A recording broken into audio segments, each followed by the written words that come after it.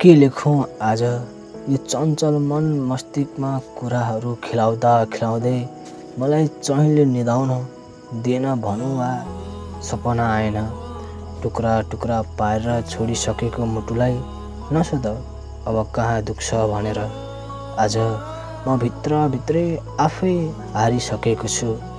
मेरा सारा सपनाहरू आफै मारिसकेको छु। केही पाउने आशमा उसकै खासमा यो जीवित सासलाई लास बनाइसकेको छु। मेरो सहारा भनौँ या साथी त्यो चियाभन्दा बाहेक अरू कोही छैन। म कसरी बाँचेको छु, कसरी हाँसेको छु त्यो चियाको चुस्कीलाई मात्र थाहा छ। म कवि त होइन, कवि जस्तै आफ्नै कल्पनामा गहिरोसँगले हराइरहेको थिएँ। खैर कतिखेर उज्यालो भएछ थाहा भएन। अस्याङ पस्याङ गर्दै उठेर देब्रे हातमा झोला, दाहिने हातले कचेरा मिच्दै कलेजको बसको पर्खाइसँगै साथीको पर्खाइमा चिया घरमा चियाको त्यो मिठो चुस्की लिँदै म बसिरहेको छु। चिया घरमा मानिसहरूको ताती धेरै थियो। विभिन्न कलेजको केटाहरूले गर्दा क्याफे पुरा भरिएको थियो। म भने एक्लै चियासँगै रमाइरहेको थिएँ। एउटा केटाले उसको साथीहरूलाई गफ दिइरहेको थियो। चियासँगै चुरोटको जोडी कति सुहाउँछ है, जस्तो कि उनीसँग म सुहाए जस्तो। जसको त्यस्तो गफ सुनेर म मुसु मुसु हाँसिरहेको छु। मेरो मनले मनसँग प्रश्न गरिरहन्छ, आखिर म त त्यो स्टोरमा फालिएको चुरोट पछिको खरानी त रहेछु। आफ्नो स्वार्थ पुरा हुन्जेलसम्म सबैले आफैलाई प्रयोग गर्छन्, नत्र त्यो खरानी जस्तो फालिदिन्छन्। चियाको एक चुस्की लिँदै म कतिखेर बस आउँछ भनेर सडकको दृश्यहरू निहालिरहेँ। नभन्दै एउटा कलेज बस त आयो, तर त्यो होइन रहेछ। बसको झालबाट हातसँगै टाउको निकालेर कोही अपरिचित मानिस मतिर हेरेर मुसुक्क हाँसिन्। यो पत्थर भएको मुटुमा एक्कासी चट्याङ परे जस्तो भयो।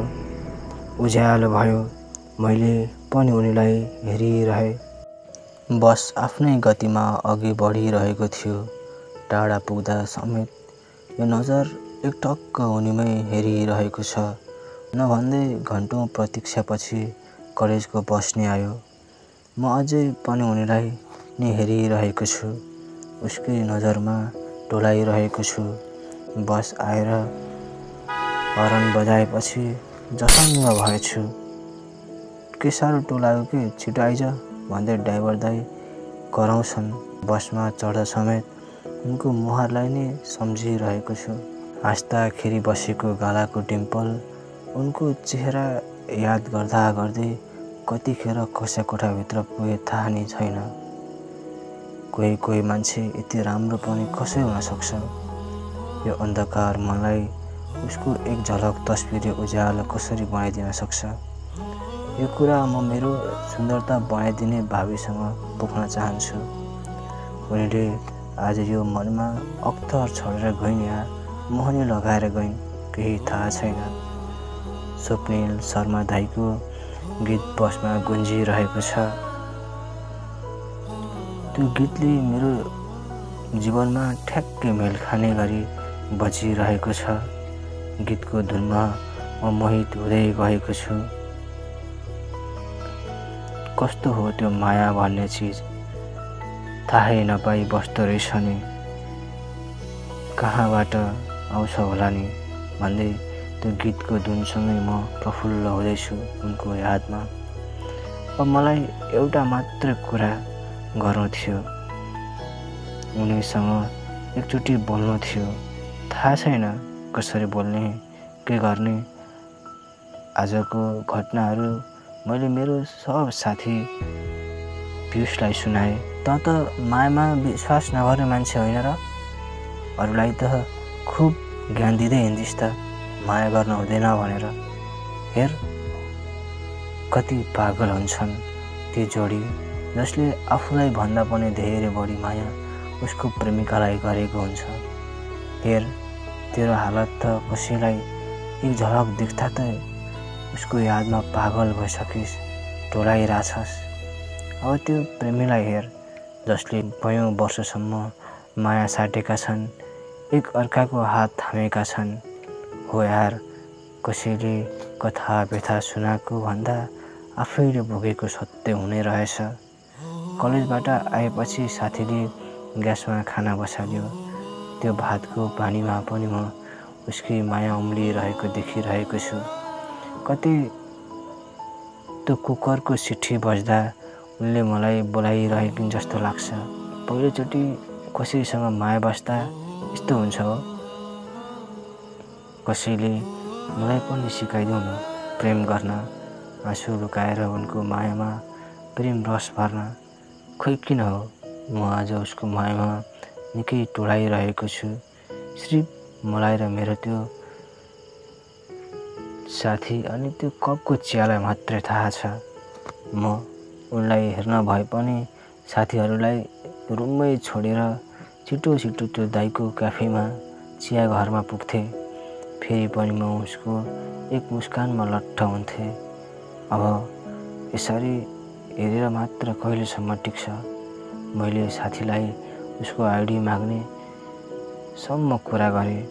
साथी भन्छ I will try my best भन्दै साथी आफ्नो कामतिर जान्छ। दिन होस् या रात म उसकै सम्झनामा टोलाइरहन्छु। मेरो सपनामा पनि म उसलाई बोलाइरहन्छु। म जस्तो कति जोडी होलान् यसरी मायामा पागल हुने। मलाई थाहा छैन उनलाई म आफ्नो बनाउन पाउँछु कि नै। कुरेको भन्दा जुरेको सम्बन्ध राम्रो हुन्छ भन्छन्।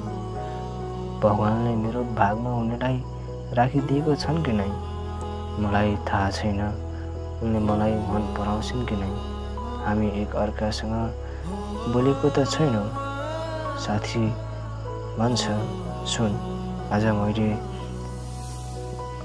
तेरो यो सब समस्याको हल लिएर आएको छु। उनी अहिले नर्सिङ पढिरहेकी रहेछिन्। उनीलाई भित्री मनबाट टुटेको मान्छे मनपर्छ रे। जीवनमा दुःख भोगेको मान्छे मनपर्छ रे। उनी सिर्जना गर्ने मान्छे मन पराउँछिन् रे। त्यसैले त अब उनीलाई आफ्नो बनाउनको लागि भए पनि त कवि भन्नुपर्छ। उनको बारे केही शब्द लेखिदिएर उनको मन भरिदिनुपर्छ। त्यसरी अब म कविता लेखेर टिकटकमा पोस्ट गर्ने निधो भरे। नभन्दै मैले केही शब्द उनको बारे लेखिदिएँ।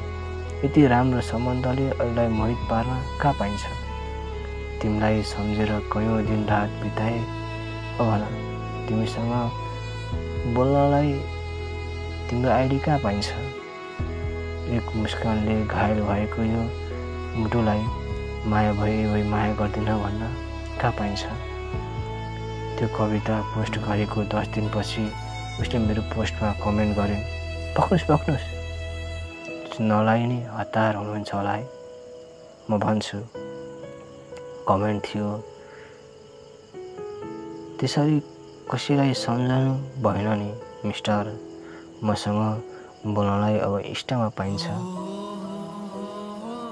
आफूले मन पराएको मान्छेले मेरो पोस्टमा कमेन्ट गर्दा म आज निकै खुसी थिएँ। जस्तो कि एकचोटि हराइसकेको वस्तु व्यवस्था गरेर छोडेपछि भेटिँदा कति खुसी हुन्छ। हो म त्यत्तिकै खुसी थिएँ। उनले मलाई इनबक्समा इन्स्टा आइडी पठाइन्। उनी निकै बिजी हुँदै रहेछिन्। के नर्सहरू साँच्चीकै बिजी हुन्छन् र? मेरो मनले मस्तिष्कलाई सोधिरह्यो। आइडी दिएको 1 दिनपछि उनले मलाई मेसेज गरिन्, हे मिस्टर कवि, कति मिठो मिठो शब्द लेख्छौ हौ। खानामा पनि ती शब्दकोशका मिठा मिठा शब्दहरू खान्छौ कि क्या? नै होइन, म नि खाना नि खान्छु। खै मलाई त त्यस्तो लाग्दैन। बिस्तारै हामी बीच माया बस्दै जान थाल्यो। एक अन्जानबाट हामी प्रेमी प्रेमिका भएको छौँ।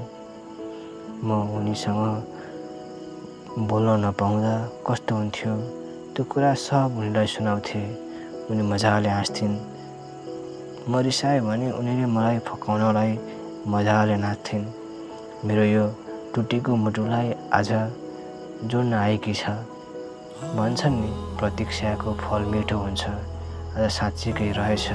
वर्षौँ पछिको तपस्यापछि मैले उनीलाई पाएको छु। उनीले बेला बेला के छ भन्दा ठिक छ भनिदिन्छु। हाम्रो यो प्रेम सम्बन्ध सदाको लागि ठिक छ भनिदिन्छु। मेरो विश्वास कति लाग्छ भन्छन् उनी। तिम्रो मायामा मैले बोलेको हरेक शब्द बिक्छ भनिदिन्छु। तिमीलाई एउटा प्रश्न गरौँ? गर न। के कविहरूको ल पर्दैन? किन र? कविको चाहिँ मन होइन र? तिनीहरूको चाहिँ फिलिङ्स हुन्न र? होइन, किनकि कविहरू धेरै भावुक हुन्छन्। सहजै हँसाउँछन् त कसैलाई सहजै रुवाउँछन्। तर मनको चाहिँ सच्चा हुन्छ। शब्दसँगै खेल्छन्। शब्दसँगै खेले पनि अरूको मनसँग खेल्दैनन्। मलाई आज तिम्रो आँखाको नयनमा कहिले ननिस्किने गरी डुबिरहन मन छ। माछा जस्तै तिम्रो मायामा पौडिरहन मन छ। मन त धेरै छन्, के राख्छौ त मलाई?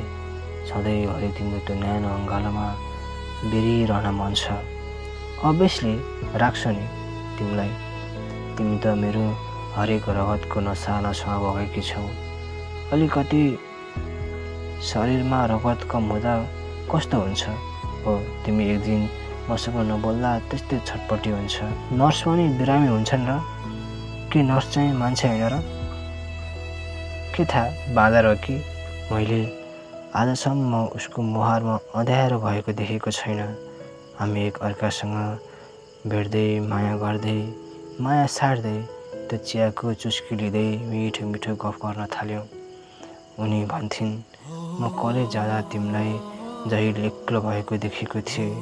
म तिमीलाई पहिलोपटक देख्दा बित्तिकै मन परेको थियो। तर मेरो मनको भावना पोख्न मात्र सकेको छैन। आज पोख्ने मौका पाएको छु। त म तिमीलाई मेरो जीवनबाट गुमाउन चाहदिनँ। अब तिमी यति भन, तिम्रो लागि मको खको घडीमा निरन्तर गणितको जस्तो हिसाब गरिदिने तिमी सल भौ। ए मुटुलाई नभई नहुने पल्मुनरी भल भौ। तिमी मेरो जीवनको यस्तो मूल्य मान्छे हो नि। अन्धकार भएको मनलाई उज्यालो थपिदिने तिमी त्यो बल्ब हौ। साँच्चै तिमीसँग धेरै ट्यालेन्ट छ। यो सदाको लागि बचाइराख्नु। कसैले आलोचना गर्दैमा पछि नसर्नु।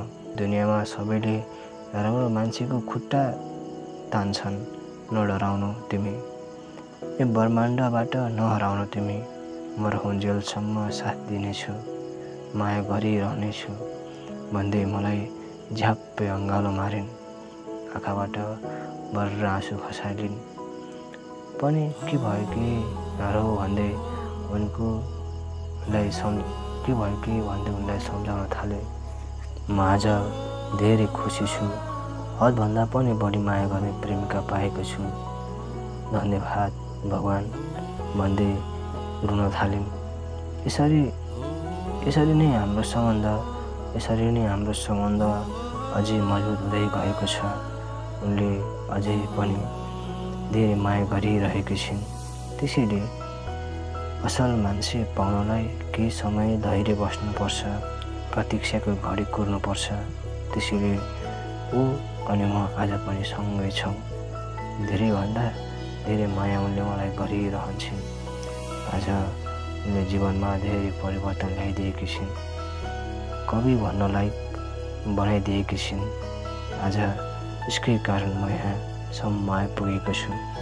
धेरै धेरै धन्यवाद मेरो प्रिय प्रेमिका, तिमीलाई। आज मलाई मान्छे बनाइदिएकी छौ। धेरै धेरै धन्यवाद तिमीलाई। तिम्रो बारे तारिफ गर्दा मेरो यो शब्दले पनि पुग्दैन। हो, त्यति मूल्य छ तिम्रो मायामा। यसरी नै सधैँभरि माया गरिरहनु। बस यो प्रेमीले तिम्रो लागि यति भन्न चाहन्छ, तिम्रो आँखामा यति पनि आँसु आउन दिन्न। तिम्रो सुन्दरतामा कसैलाई गिद्ध नजरले हेर्न दिन्न। तिमी सुन्दर छौ, प्यारी छौ।